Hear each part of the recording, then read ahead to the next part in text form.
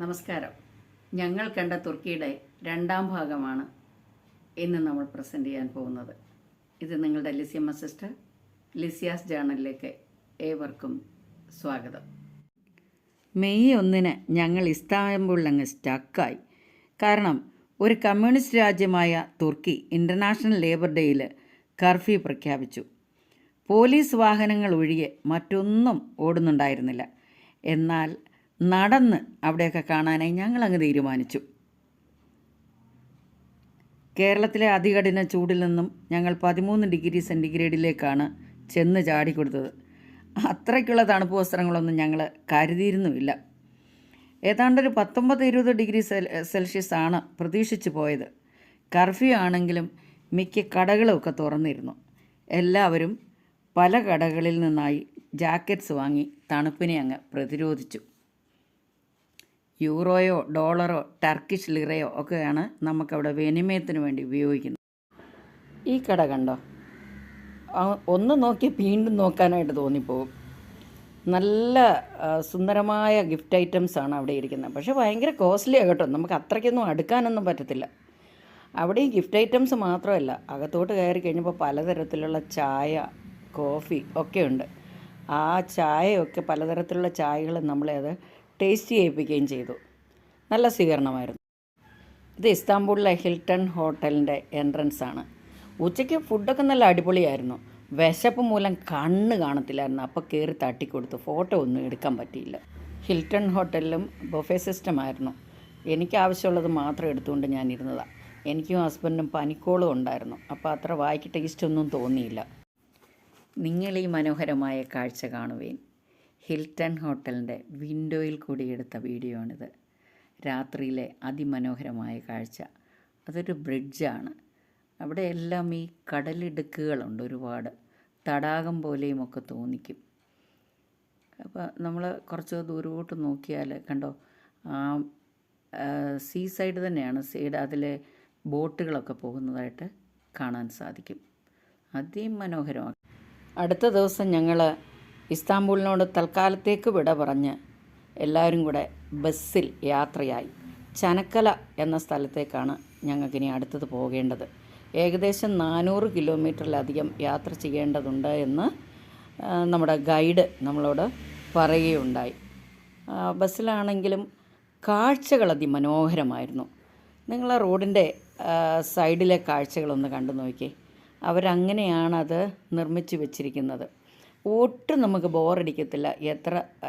ബസ്സിൽ എത്ര നീണ്ട യാത്ര ചെയ്താലും അതിമനോഹരമാണ്. കാരണം നമ്മൾ നേരിട്ട് കണ്ണുകൊണ്ട് കാണുമ്പോഴേ അതിൻ്റെ സൗന്ദര്യം കുറച്ചുകൂടെ നമുക്ക് ആസ്വദിക്കാൻ പറ്റത്തുള്ളൂ. ആ കാഴ്ച നിങ്ങളും ഒന്ന് കാണുക. പിന്നെ ട്രാം പോകുന്നത് കണ്ടോ? 2 സൈഡും വണ്ടികൾ അങ്ങോട്ടും ഇങ്ങോട്ടും പോകുമ്പോൾ അതിൻ്റെ നടുക്കൂടെ റെയിൽ പാലം പോലെയുണ്ട്. അതിലെയാണ് ട്രാം ഇരിക്കുന്നത്. സോ ഇടയ്ക്കിട്ട് ഈ ട്രാം യാത്രയാകുന്നുണ്ട്. സോ സുന്ദരമായ കാഴ്ചകളിലേക്ക് നിങ്ങളെയും ക്ഷണിക്കുന്നു. നൗ ലെറ്റ്സ് ടോക്ക് അബൌട്ട് തുർക്കി. തുർക്കിയുടെ ഔദ്യോഗിക നാമം റിപ്പബ്ലിക് ഓഫ് ടർക്കി. തെക്ക് പടിഞ്ഞാറ് ഏഷ്യയിലെ അനറ്റോളിയൻ പെനിൻസുലയിലും തെക്ക് കിഴക്കൻ യൂറോപ്പിലെ ബാൽക്കൻ പ്രദേശത്തുമായി വ്യാപിച്ചു കിടക്കുന്ന ഒരു യൂറേഷ്യൻ രാജ്യമാണ് ഈ തുർക്കി. തലസ്ഥാനം അങ്കാറ ആണെങ്കിലും ഇസ്താൻബുളാണ് ഏറ്റവും വലിയ നഗരം. മർമറാസി, ബോസ്ഫറസ് കടലെടുക്ക്, ഡാർഡനൽസ് കടലെടുക്ക് എന്നിവ ചേർന്നാണ് വേർതിരിക്കുന്നത്. ഞങ്ങൾ ഇസ്താംബൂളിൽ നിന്നും ചനക്കാലയിൽ പോയത് മുകളിൽ പറഞ്ഞ കടലെടുക്കുകൾ വഴിയാണ്. വടക്ക് കരിങ്കടൽ, പടിഞ്ഞാറ് ഏജിയൻ സീ, കിഴക്ക് ജോർജിയ, അർമേനിയ, ഇറാൻ, തെക്ക് ഇറാഖ്, സിറിയ എന്നിവ തുർക്കിയുടെ അതിരുകളാണ്. കൃഷി, കച്ചവടം മുതലായവ അവരുടെ പ്രധാന തൊഴിൽ മാർഗങ്ങളാണ്. ടർക്കിഷാണ് ലാംഗ്വേജ്. ടർക്കിഷ് ലിറ ആണ് അവിടെ സാധാരണയായിട്ട് ലോക്കൽ ആൾക്കാർ ഉപയോഗിക്കുന്നത്. ഫോറിനേഴ്സ് ചെല്ലുമ്പോൾ ഞാൻ മുൻ പറഞ്ഞതുപോലെ യൂറോ, ഡോളേഴ്സ് എന്നിവ ഉപയോഗിക്കുന്നു. ഇനി ഇസ്താംബൂളിനെ പറ്റി പറയുകയാണെങ്കിൽ തുർക്കിയുടെ ഒരു പ്രധാന സാംസ്കാരിക ധനകാര്യ കേന്ദ്രമാണ് ഇസ്താൻബുൾ. 2 വൻകരകളിലായി സ്ഥിതി ചെയ്യുന്ന ലോകത്തിലെ ഒരേയൊരു മെട്രോപോളിസാണ് ഇസ്താൻബുൾ. അതായത് യൂറോപ്പും ഏഷ്യയുമായിട്ടാണ് ഇത് വ്യാപിച്ചു കിടക്കുന്നത്. റോമൻ, ലാറ്റിൻ ആൻഡ് ഒട്ടോമൻ സാമ്രാജ്യങ്ങളുടെ എല്ലാം തലസ്ഥാനമായിരുന്നു ഈ ഇസ്താംബുൾ. ബ്ലൂ മസ്ജിദ് ദെൻ ആയ സോഫിയ ഓർ ഹെർഗിയ സോഫിയ, കോറാപ്പള്ളി എന്നിവ പ്രധാന ചരിത്ര സ്മാരകങ്ങളാണ്. മെയ് 1 തന്നെ ഞങ്ങൾ അവിടെയെല്ലാം വിസിറ്റ് ചെയ്യാൻ ആഗ്രഹിച്ചതാണ്. പക്ഷെങ്കിൽ പിന്നീട് ഞങ്ങൾ മടങ്ങിപ്പോരുന്നതിന് മുമ്പ് അവിടെ പോകാനായിട്ട് സാധിച്ചു. മലകളുടെ ഇടയിൽ കൂടി കയറി കിടക്കുന്ന കടലിടുക്കുകളാണിത്. ഈ കടലിടുക്കുകളിൻ്റെ സൈഡിൽ കൂടിയാണ് നമ്മൾ ഒരുപാടടുത്ത് ഇങ്ങനെ ഉള്ള ഏരിയയിൽ കൂടെ യാത്ര ചെയ്യുന്നുണ്ട്.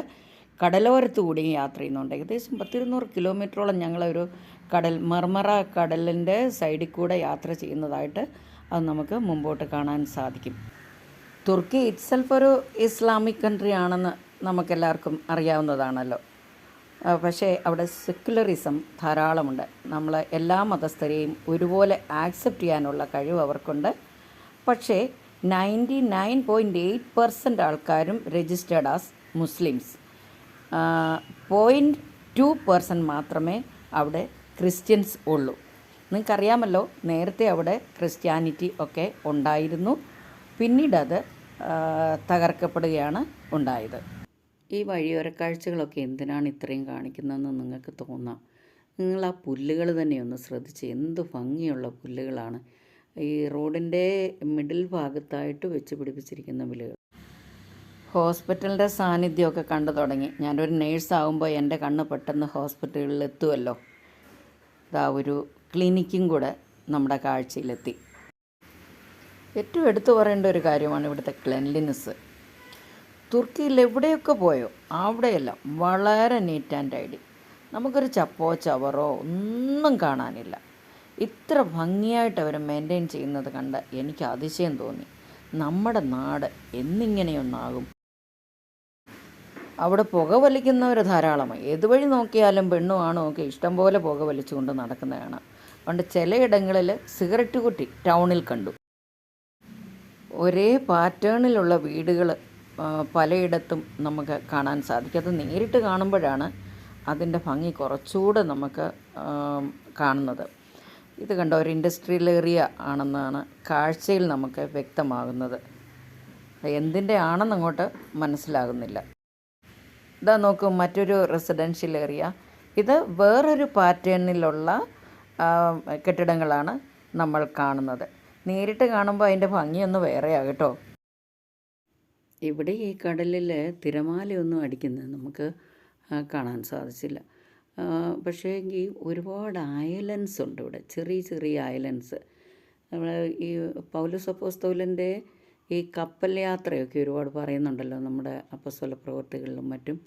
അപ്പം ഇപ്പോൾ നമ്മളിത് കണ്ടിട്ട് തിരിച്ചു പോയി ആ ബൈബിൾ ഭാഗം വായിക്കുമ്പോൾ മനസ്സിലാകും ഈ കപ്പൽ ചേതത്തിൽ പെടുകയും ഒക്കെ ചെയ്തത് ഏത് രീതിയിലായിരുന്നു എന്നുള്ളത്. ചിലരൊക്കെ നാട്ടിൽ നിന്ന് ഇസ്താംബുളിലേക്ക് എത്ര ദൂരം യാത്ര ചെയ്തു എന്ന് ചോദിച്ചായിരുന്നു.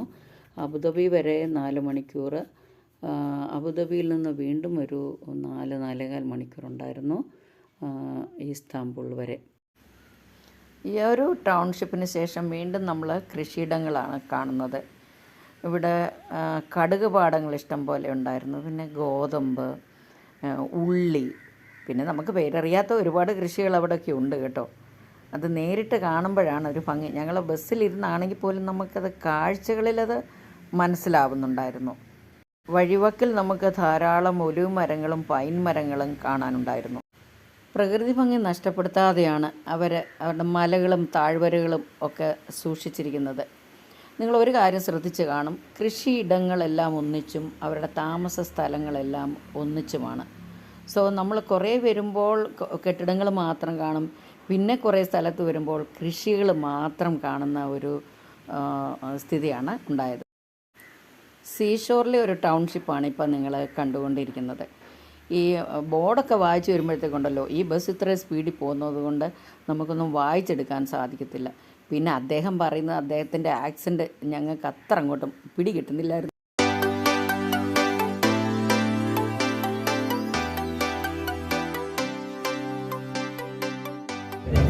സീഷോറായിരിക്കും. അല്ല, കടലാണെങ്കിൽ ഇതിന് തിരമാല കാണണ്ടേ?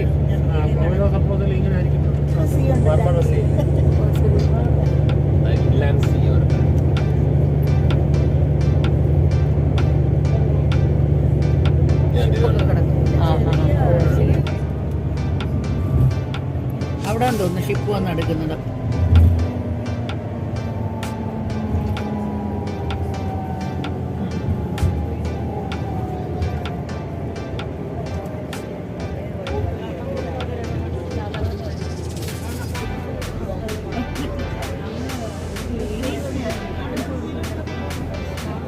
A port for LNG, liquid natural gas.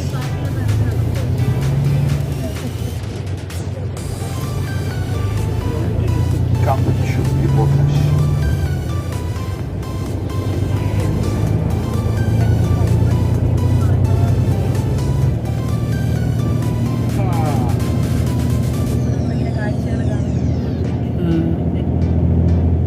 അല്ല, ഇത് തന്നെ നല്ല രസമല്ല ഇങ്ങനെയുള്ള കാഴ്ച. കണ്ടിട്ടില്ലാത്ത സ്ഥലവുമില്ല.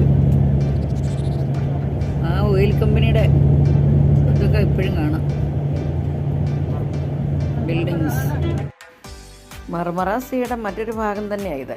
കടൽ ഇങ്ങനെ കയറി കിടക്കുന്ന ഏരിയ. ഇതാണ് ഇവിടുത്തെ ഒരു ഭംഗി എന്ന് പറയുന്നത്. ഒരുപാട് ഏരിയയിൽ ഇങ്ങനെ കടൽ കയറി ഇറങ്ങി കിടപ്പുണ്ട്. അത് ദ്വീപ് പോലെ തോന്നിക്കുകയും ചെയ്യും.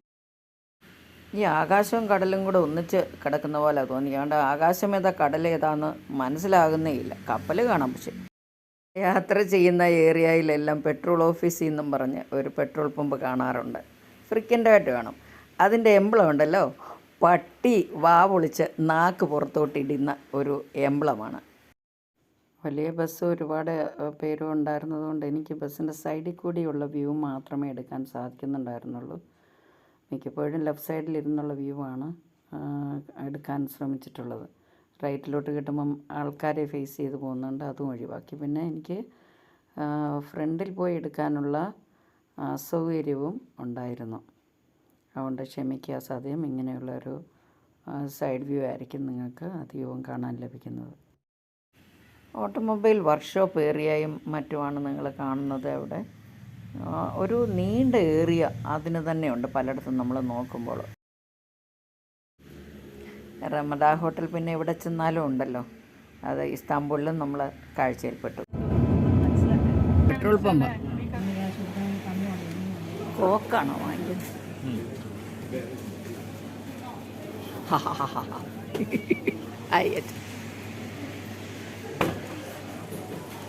കടയൊക്കെ നിൽക്കും.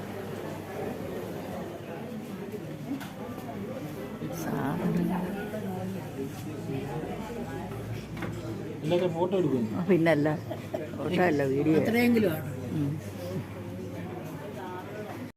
പെട്രോൾ പമ്പിനകത്തെ സൂപ്പർ മാർക്കറ്റാണിത്. സൂപ്പർ മാർക്കറ്റിനകത്തൂടെ കടന്നു വേണം നമുക്ക് വാഷ്റൂമിലേക്ക് പോകാൻ. ഒരു 99% വാഷ്റൂമുകളിലും വെള്ളമില്ലാതെ ഉള്ള സൗകര്യങ്ങളാണ് ഉള്ളത്. ടിഷ്യൂ പേപ്പർ വെച്ചിട്ടുണ്ട്. പക്ഷെ നമ്മളെ സംബന്ധിച്ച് അതൊരു ബുദ്ധിമുട്ടുളവാക്കുന്നതായിരുന്നു. എങ്കിലും ഉപയോഗിച്ച് ശീലിക്കാതെ തരമില്ലല്ലോ. മിക്കവാറും എല്ലാ 1.5-2 മണിക്കൂറുകൾക്കിടയിൽ നമ്മൾ ഓരോ പെട്രോൾ പമ്പിലോ അല്ലെങ്കിൽ ഒരു റെസ്റ്റോറൻറ്റിലോ കൊണ്ടാണ് ലോഡ് ചെയ്യുമായിരുന്നു. അപ്പോൾ അവിടുന്ന് നമുക്ക് സാധനങ്ങൾ വാങ്ങിക്കുകയോ ടോയ്ലറ്റ് പോവുകയോ ഒക്കെ ചെയ്യാനുള്ള സൗകര്യങ്ങൾ ഉണ്ടായിരുന്നു. ഞങ്ങളുടെ ബസ്സാണ് ഈ കാണുന്നത്. ബെൻസിൻ്റെ ഒരു വലിയ ബസ്, ഗ്രാൻഡ് ടൂർസ് എന്നാണ് അതിൻ്റെ പേര് തന്നെ. വീണ്ടും ചനാക്കാല എന്ന സ്ഥലത്തേക്ക് 1.5 മണിക്കൂർ കൂടെ യാത്ര ചെയ്യേണ്ടതുണ്ട്. നിരപ്പായ സ്ഥലമാണ്. രണ്ട് സൈഡും മലകൾ ചെറുതായിട്ട് കാണുന്നുണ്ട്. ഇതിൻ്റെ അപ്പുറവും ഇപ്പുറവും കടലാണ്.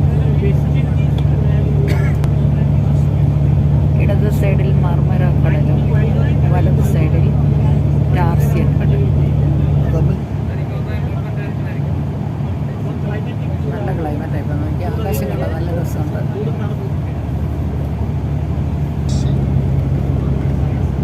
And the other side is gonna be the Aegean Sea. നമ്മൾ പറഞ്ഞപ്പോൾ ടാഴ്സി എന്നാ ആണോ? മർമറ സീയും ഏജിയൻ സീയും കൂടെ ചേരുന്ന ഒരു ഏരിയയിലൊരു മുനമ്പാണിത്. അവിടെ ഒരു കടലെടുക്കുണ്ട്. അവിടെ ഞങ്ങൾ ഫുഡ് കഴിക്കാനായിട്ട് വണ്ടി കൊണ്ട് നിർത്തി. ഇതിവിടുത്തെ ഒരു ലോക്കൽ ഹോട്ടലാണ്.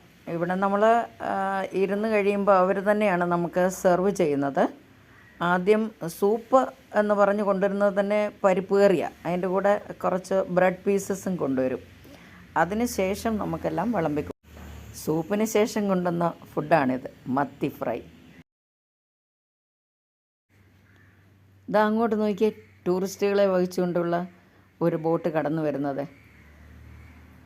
നേരെ നോക്കുമ്പോൾ കാണാം അതിൻ്റെ ഏറ്റവും മേളത്തെ ഡെക്കിലാണ് ആൾക്കാർ തലയിട്ട് വെളിയിലോട്ട് നോക്കിക്കൊണ്ടിരിക്കുന്നുണ്ട്. നമുക്കും അതുപോലുള്ള കാഴ്ചകൾ കാണാം. ഇതിന് അടുത്തായിട്ടൊരു കടലെടുക്കുണ്ട്. ആ കടലെടുക്ക് ഫെറി സർവീസുണ്ട്. അപ്പം അതിൽ കടന്ന്, അതായത് നമ്മൾ ചെങ്ങാടെന്ന് നാട്ടിൽ പറയത്തില്ലേ, ആ ചെങ്ങാടം കടന്ന് വേണം അപ്പുറത്ത് നമ്മൾ ഏഷ്യയിലെത്താൻ. അവിടെ നമുക്ക് ട്രോയും മറ്റ് പല കാര്യങ്ങളും ഇനിയും കാണാനായിട്ടുണ്ട്. അപ്പോൾ സന്തോഷകരമായിട്ട് നമുക്ക് ഫെറിയിൽ കാണാനായിട്ട് എളുപ്പം ഫുഡൊക്കെ കഴിച്ചിട്ട് പോകാമെന്ന് പറഞ്ഞു. പക്ഷേ ആഹാരം ആർക്കും അത് ഇറങ്ങുന്നുണ്ടായിരുന്നില്ല കേട്ടോ. എല്ലാവരുടെയും പാത്രത്തിൽ മത്തിയൊക്കെ അതുപോലെ ഇരിക്കുന്നേ ഉള്ളൂ. പക്ഷെ ഞാൻ കഴിച്ചു കേട്ടോ. ഇനി മൂന്നാം ഭാഗത്തിൽ നിങ്ങൾ കാണാൻ പോകുന്നത്, ഇംഗ്ലീഷ് സിനിമ കാണുന്നവർക്കെല്ലാം പെട്ടെന്ന് ഓർമ്മ വരും ട്രോയ് എന്താണെന്ന്. അപ്പോൾ ആ കാഴ്ചകൾക്കായിട്ട് നമുക്ക് കാത്തിരിക്കാം. വീണ്ടും കാണുന്നത് വരെ ബായ്.